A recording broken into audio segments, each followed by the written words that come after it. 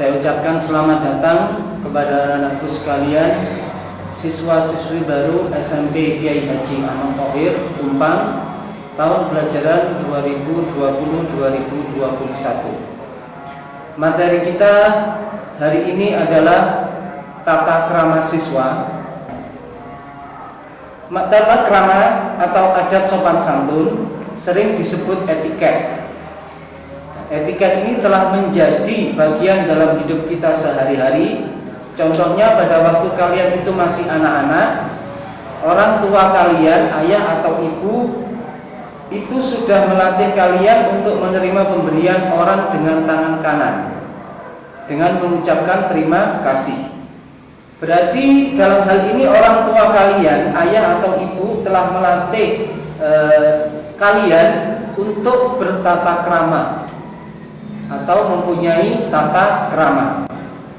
Contohnya lagi, kalian makan dengan tangan kanan, itu juga merupakan bagian dari tata krama. Minum, menyapa, memberi hormat, dan berpakaian.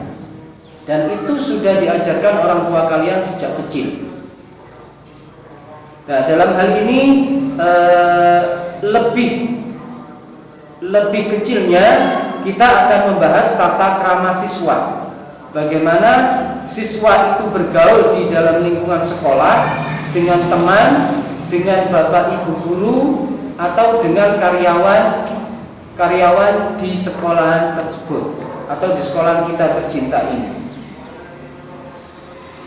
Pengertian tata krama berasal dari dua kata, yaitu tata dan krama. Tata berarti adat atau aturan, norma, peraturan. Sedangkan krama berarti sopan santun yang berlaku dalam lingkungan pergaulan antar manusia di dalam masyarakat. Saya ulangi, tata krama berasal dari dua kata, tata dan krama. Tata berarti adat atau aturan, norma, peraturan. Sedangkan krama berarti sopan santun yang berlaku dalam lingkungan pergaulan antar manusia di dalam masyarakat. Kita teruskan. Tata krama pergaulan dengan teman sebaya. Ini teman seumur kalian. Ya, teman seumur kalian terbuka untuk bergaul dengan semua teman. Jadi kalau berteman itu jangan memilih yang kaya atau yang miskin, yang cantik atau yang tidak cantik, yang tampan atau yang tidak tampan. Itu tidak diperbolehkan dalam tata krama pergaulan. Kita bergaul dengan siapa saja, ya. Kita bergaul dengan siapa saja. Terus yang selanjutnya adalah saling bantu-membantu atau saling memberi dan saling menerima. Saling membantu, apabila teman kita membutuhkan pertolongan, kita wajib untuk membantu. Ya. Terus ajaklah teman sebaya untuk mengembangkan kemampuan dalam hal bermain, studi dan lain-lain. Saling support satu sama lain. Terus menyapa teman jika bertemu.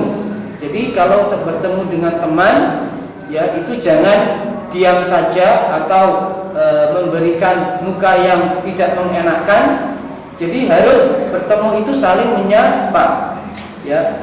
Alangkah baiknya jika bertemu dengan teman itu saling memberi salam. Terus ada lagi yang selanjutnya, kalau yang tadi tata krama pergaulan dengan siswa, sekarang tata krama pergaulan dengan guru. Nah, dengan guru ini harusnya bagaimana? Ini yang pertama, berada di kelas sebelum guru masuk.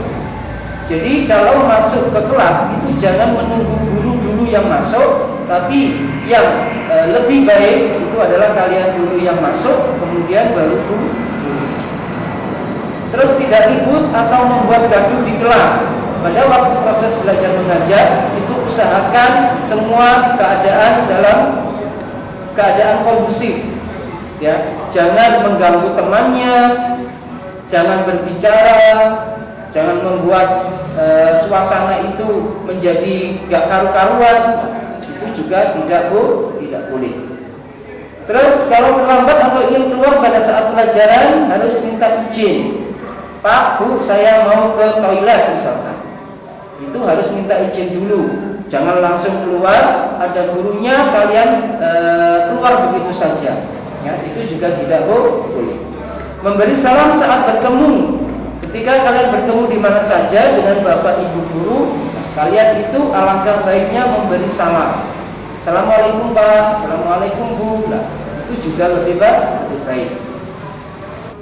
Nah, yang selanjutnya adalah tata pergaulan dengan ibu dan bapak. Ini yang penting untuk kalian perhatikan, ya. Selain dengan siswa atau teman sebaya, dengan bapak ibu guru, yang sekarang adalah dengan ibu dan bapak. Apa saja? Yang pertama adalah mentaati nasihat orang tua.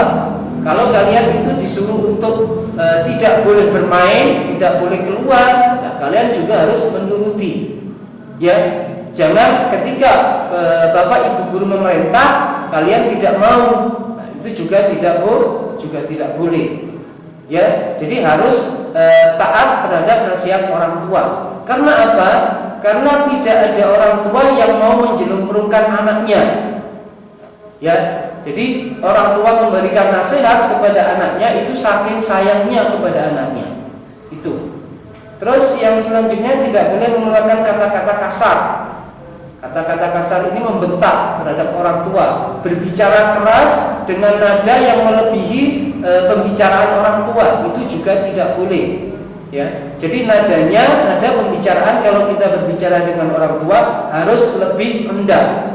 Itu baiknya begitu. Terus memberikan salam pada waktu pergi atau pulang dari sekolah. Ketika mau berangkat sekolah, salim, kemudian memberikan salam. Assalamualaikum Pak, Assalamualaikum Bu. Kemudian pulang juga begitu. Ya, ketika masuk rumah kalian baiknya itu memberi salam. Ya. Terus memberitahu kepada orang tua jika hendak pergi kemana dan berapa lama. Nah, ini yang sekarang ini sedang krisis. Ya, jadi anak sekarang itu kalau mau pergi kemana saja tidak pernah izin ke orang tua. Akhirnya apa? Orang tua mencari, ya, sampai kebingungan. Kasihan orang tua kalian. Jadi kalau mau pergi kemana saja sebentar atau lama, alangkah baiknya kalian itu kalau ingin menjadi siswa-siswi yang soleh dan solihah harus minta izin kepada orang tua. Akibat pelanggaran tata krama, secara hukum tertulis memang tidak ada hukum yang mengatur terhadap pelanggaran tata krama. Memang tidak ada hukum yang menjelaskan apa pelanggaran, apa sanksi bagi pelanggaran tata krama. Tapi kalau di dalam sekolah itu ada sanksinya, yaitu kalian akan menerima sanksi dari tatib. Ketika kalian berkelahi dengan teman kalian, ketika kalian tidak memakai seragam, tidak sesuai dengan hari itu, atau kalian itu membuat gaduh di kelas atau apa saja, itu kalau di sekolah ada sanksinya, yaitu nanti petugas tatib yang akan memberikan sanksi. Terus sebagai konsekuensi terhadap pelanggaran tata krama biasanya yang bersangkutan dikucilkan atau dikucilkan. Jadi menjadi siswa-siswi yang baik itu adalah menjaga diri kita semaksimal mungkin dari pelanggaran atau berbuat salah kepada teman kita, kepada guru kita, kepada orang tua kita, ataupun kepada masyarakat di lingkungan kita berada. Baik anak-anakku sekalian, itu materi tata krama yang bisa saya sampaikan. Untuk lebih lanjutnya, pertanyaannya atau tugasnya itu kalian perhatikan, kalian baca, dan kalian rangkum.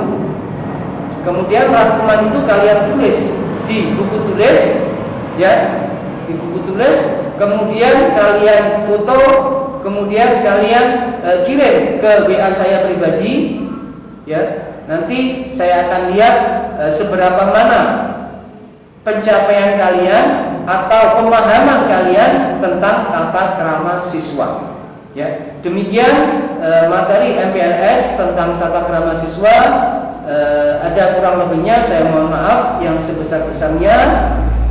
Terus semangat anak-anakku, kalian sudah masuk SMP Tohir.